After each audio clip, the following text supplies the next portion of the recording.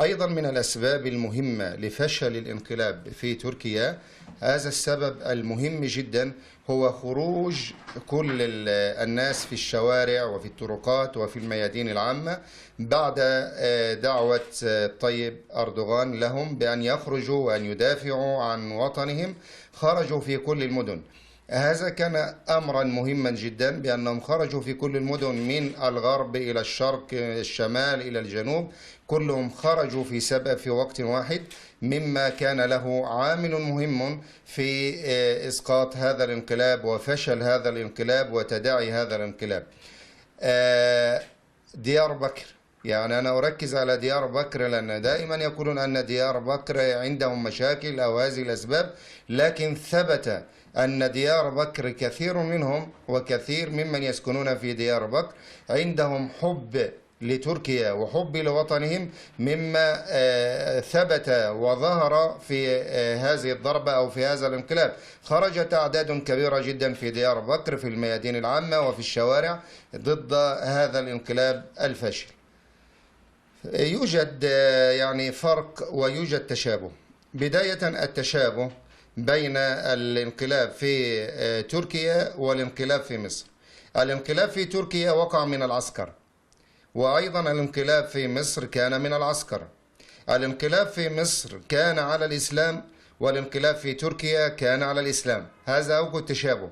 هنا الانقلاب من العسكر، وفي مصر الانقلاب من العسكر. كان الانقلاب على الحكم الإسلامي أو على المشروع الإسلامي. في مصر أيضا كان الانقلاب على المشروع الإسلامي وعلى الحركة الإسلامية كلها. هذا وجه التشابه، لكن هناك أوجه أخرى للاختلاف. إذن هذا هو الفرق بين الانقلاب في مصر والانقلاب في تركيا. لذلك الانقلاب في تركيا فشل، ولكن في مصر نجح إلى الآن. الانقلاب في مصر في خلال 3 سنوات هو ناجح إلى الآن لمدة 3 سنوات، ولكن بالنسبة إلى في تركيا فشل في 3 ساعات. الرسالة المهمة هي للناس. الناس الآن ما شاء الله يملؤون المساجد ويصلون والميادين العامة وهكذا، لكن بعد أن يكون الأمر مستقر في تركيا ويزول الانقلاب تماما، أنا أريد أن يداوم الناس هنا بتمسكهم بالصلاة، بالمحافظة على الصلاة، بالمحافظة على المساجد، بأن يكثروا من شكر الله عز وجل. لئن شكرتم لأزيدنكم ولئن كفرتم إن عذابي لشديد.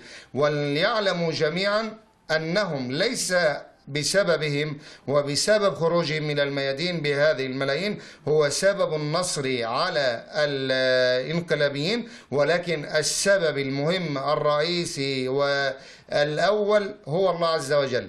الله عز وجل هو يريد بتركيا خيرا. كذلك من العجيب أن جماعة فتح الله جولان هنا في تركيا أيضا ينتسبون إلى جماعة النور.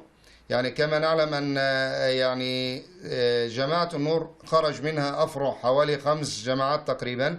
هذا فرع من الجماعات ال5، يعني نعتبر كلهم جيدون إلا هذه الجماعة التي تربت في أمريكا والذين يأخذون أوامرهم من أمريكا. إذن هو عميل أمريكا هنا في تركيا، وكان هو السبب الرئيسي والمتهم الأول في الانقلاب. فهذا من التشابه أن يكون هذا حزب إسلامي أو يفكر أن يكون حزب إسلامي وجماعة فتح الله جولان، وأيضا هناك في مصر هو الحزب الإسلامي أو يسمي نفسه حزب إسلامي وهو حزب النور السلفي. هذا من التشابه بين الذي قام بالانقلاب هنا والذي أيد الانقلاب هناك في مصر. جزاكم الله خيرا.